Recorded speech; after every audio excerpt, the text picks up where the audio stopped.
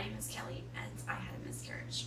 Actually, I had 4, but today we're going to talk about the second and third one. So I lumped the second and third miscarriages together in my mind, I guess, because they were both really close together and they were both very similar. So after my first miscarriage, we waited a full month to try again. That's what we were told to do by the doctor, and we did that. We waited a full month, and then the next month, immediately we tried, and that month, just on second miscarriage, I knew something was up immediately, because normally I'm able to get a positive pregnancy test by like 10 days after ovulation. For my one successful pregnancy, that's what happened, and for my first miscarriage, that's what happened. For this second miscarriage, I was negative all the way until like day 14, which is like the day I would normally like almost be starting my period. And then I had a very slight positive on that day.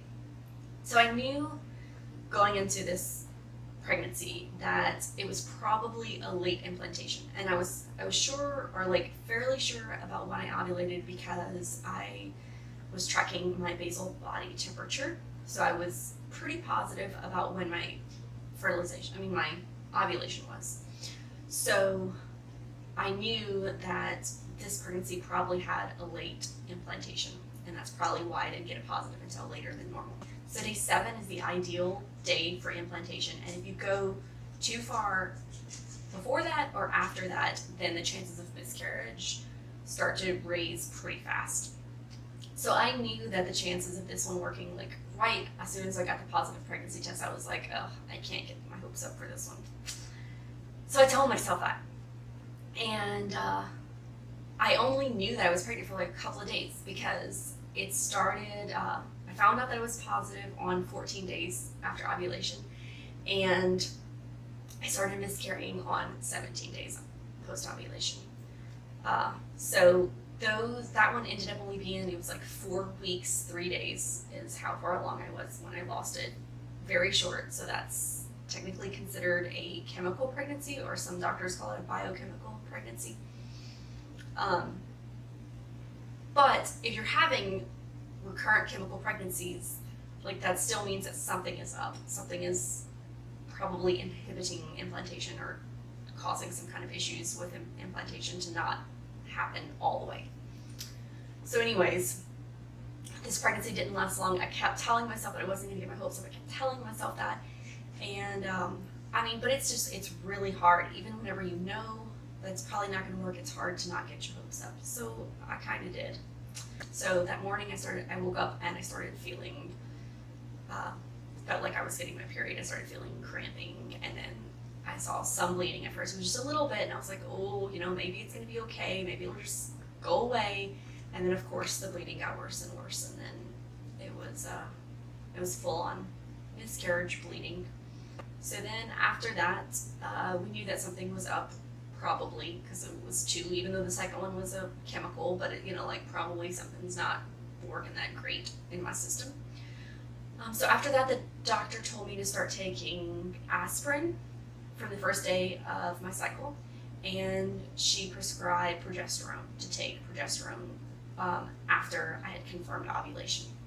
The third pregnancy happened very shortly after the second miscarriage. We didn't even wait a month in between.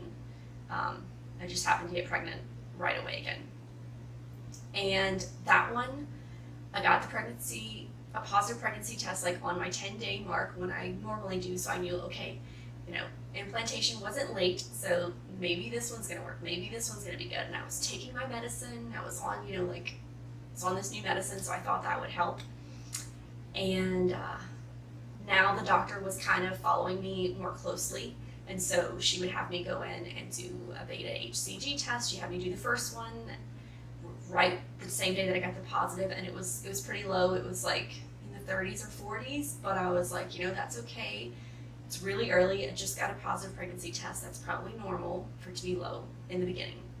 Then 2 days later, I went back to get another one, and the numbers are supposed to double every 2 days or every 48 hours. So the next 2 days later, I got another one, and the number did not double. It was like, I want to say maybe it went from like 35 to 48, something like that. Like it went up, but it barely went up. So once again, I'm like, this is not good. This is definitely not good. And at the time, this was in October. So my first miscarriage happened in July. This miscarriage was happening in October. I think I had another one. I can't remember when the middle one happened. It must have been September. But anyways, this one I remember being in October because my daughter and I were going to Disney World, and we were going to run a 5K. We were going to the Wine and Dine Festival, and we were going to run the Wine and Dine 5K at Disney World. And we were big Disney World fans, and we love going all the time. And I had planned this long before I ever even got pregnant the first time. So we were doing it. We were going. And I thought, like, as I'm like healing from the first two miscarriages, I'm like thinking, like, you know, this is a good thing that's gonna help me. Me and my daughter are gonna go. We'll be able to really reconnect again. I'll be doing something, you know, like we're doing this 5K. It's something like physical. It's something that like it's a goal that I can have, that I can work towards. I'm thinking this is all gonna really help me heal. Then these beta tests, you know, like the second one came back where it's not going up. And I'm like, at this point, I'm like maybe like a week out from going to Disney World and running this 5K. And so I'm starting to worry, like, okay, well, if I'm gonna miscarry, I don't want to be miscarrying in Disney World. Like that sounds terrible. I don't want to do that. And I want to run this 5K, and I paid a lot of money to do all this. I paid money to register for the 5K. I'm not missing it. The whole, you know, that I didn't want to miss it. So when the third beta comes back, and it's like, instead of 48, I think it was like 42. So now it's dropping. So now we definitely know this baby is not gonna last. It's just gonna be a matter of time before the betas just like keep falling, and then I'm gonna miscarry again. So I call the doctor's office, or maybe she calls me to tell me the number, tell me that it's dropping. And but I wasn't too surprised because I already knew that the last number was pretty stagnant. So whenever she tells me that, I tell her, okay, I'm going to Disney World. We know this isn't a viable pregnancy. Can I have the pill that like helps spur on the miscarriage to happen?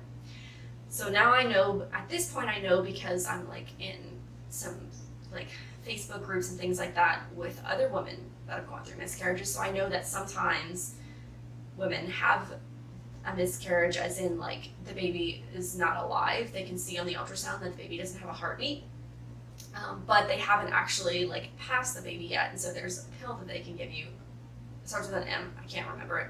They can give you something and it like just makes your body pass the baby. It's not an abortion because the baby's already dead. It's just getting rid of everything because your uterus doesn't need a dead baby hanging around in it all day, all the time.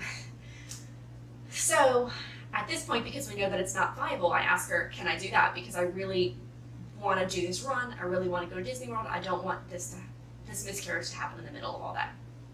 And I'm thinking like it's going to be no big deal. And she tells me, no, like your doctor doesn't do that. She doesn't believe in abortion. And I'm like, well, I mean, I don't want an abortion either. Trust me, I want a baby more than anybody else on this planet. I shouldn't say more than anybody else on this planet, but I mean, like, you couldn't possibly want a baby more than how badly I want a baby. I very much want a baby. But I'm at 100% with wanting a baby. That's what I'm saying. I'm at 100%. I really want a baby. No, this is not an abortion. This is just, I really want a baby, but this baby is not working. It's not alive. It's not viable. So I'd like to move on with my life right now so that I can have another baby after I do this run and do this Disney World thing. So anyways, they would not give me the pill to help move the miscarriage along. And I cried. I yelled at the nurse on the phone. I was very, very emotional. And I think it was like, up until that point, I had still been okay. I'd still like I still had hope. I still wanted to keep trying. I still was all right. I was still holding myself together. Like I was breaking. There was a million cracks everywhere, but I was still holding it all together up until I'm on the phone with this nurse and she tells me no, and I'm realizing that I'm going to miscarry at Disney World. Then it was like I just completely shattered into a million pieces. That was my breaking point.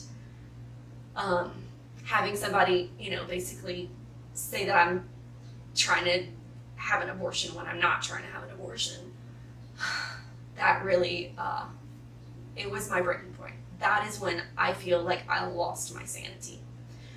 I was not okay. I was just not okay.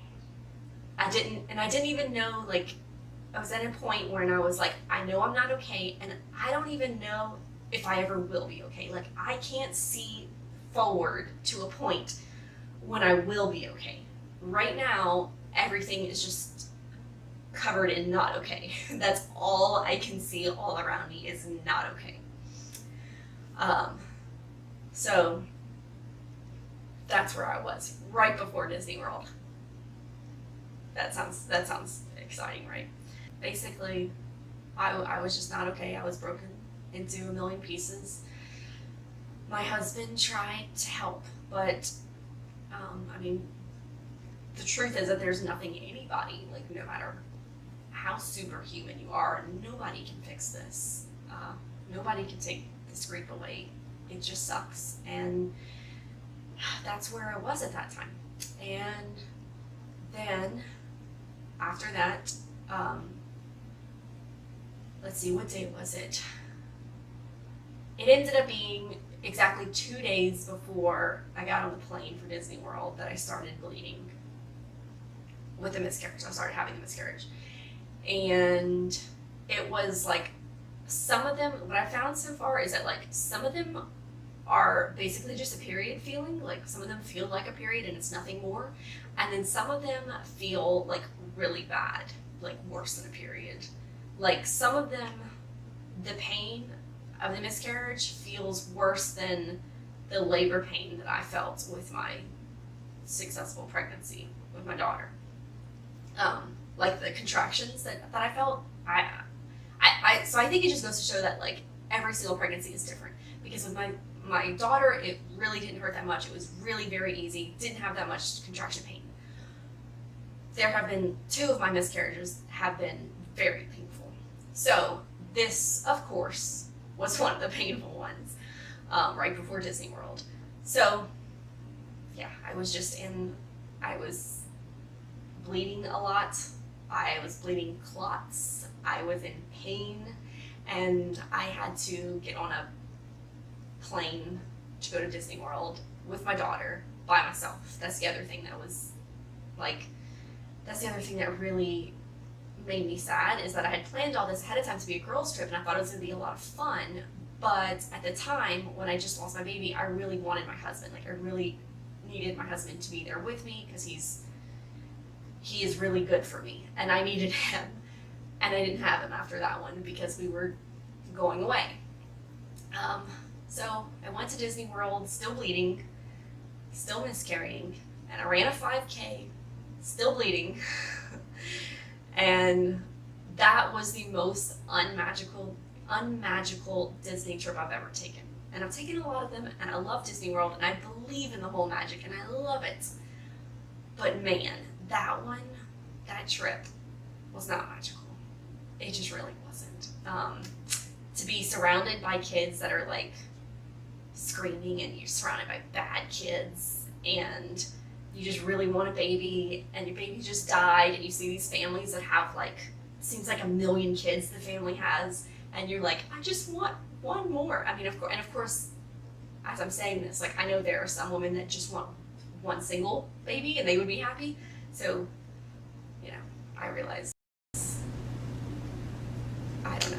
I realize that at least I have a daughter. I have one, but I just want to give her a sibling. I really, really want to give her a sibling. I really want to give my husband a child. I'm sorry, but I really want that. And it was hard to go to Disney World, to see all these kids, to see all these big families, to see everybody so happy. And it was just a rough trip. We still had fun. We still did it. We still, we made the best out of it. We had the most fun that I think we could have had, given all the situation. We did run the 5K. We finished it. It was great. And we had a lot of really good moments.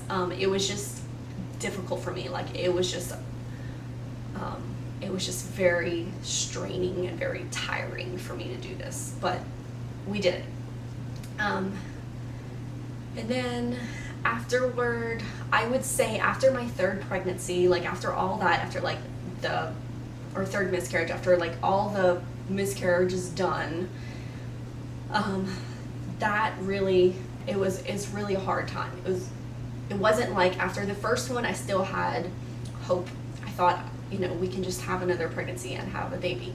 And after the second one, I was still okay, because I was like, well, yeah, but I know that this one implanted early, so maybe that was just the whole issue. Maybe the first one was a fluke and the second one was just early implantation, and this next one's gonna be fine. It's gonna be okay. So I still had a whole lot of hope, and I still thought, nothing major was wrong.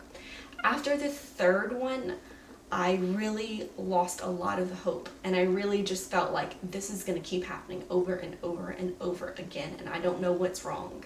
And it was really hard after the third one. It was hard to find hope in things. It was hard to find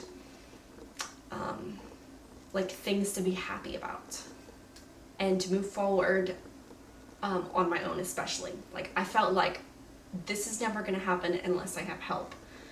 I need help. So that's the point when my doctor started running some tests. She ran a recurrent miscarriage workup panel, and it was some things for hemophilia things, some things for thyroid, some basic stuff. And then at the same time, I found a reproductive endocrinologist in my town and tried going to him. So I kind of felt like the only way that I was able to find hope after that third one was hope through a doctor or somebody else helping us, or somebody doing this test and finding out what the problem is. It was a pretty dark place after my third miscarriage. I was in a pretty dark place. I didn't realize, though, spoiler alert, it gets darker. But it was a pretty dark place for me. It was difficult, and what I tried doing, I can remember, because that miscarriage happened at the very end of October, and I can remember thinking that the holidays were coming up, and so I was like, okay, you know what we're gonna do? We are gonna just celebrate the holidays to the max. So we are gonna have so much fun. I just wanted to try to force happiness into our lives. You're gonna be so happy, just forcing somebody or forcing myself to be happy. And so I made this bucket list of holiday things that I wanted to do, and it was just every weekend I wanted us to do something. I wanted us to try new things. I wanted us to go out and do this thing as a family and do that thing as a family. So that seemed to help. I think that at least gave me it gave me a goal, it gave me something, and I stopped. It wasn't my goal wasn't, I'm gonna try to fix myself by doing all this stuff and try to fix myself so that I can have a baby. I had kind of given up on that. I was like, I have done everything I know how to do and it's not working. So I need help on that front. But instead I set a goal on how to be happy. That's gonna be our goal. Our goal is that we're gonna be happy. Baby or not, we're gonna be happy. So I made a bucket list. That's what I did. I got out a piece of paper and made a bucket list of what we were going to do for the holidays before the new year. These are all the things that we're going to do as a family, and then we made it a goal to check those things off the list. And that was something that I was able to work towards. I wasn't working towards the baby thing. I wasn't working towards fixing myself. I was working towards us having fun as a family, and I feel like that helped us.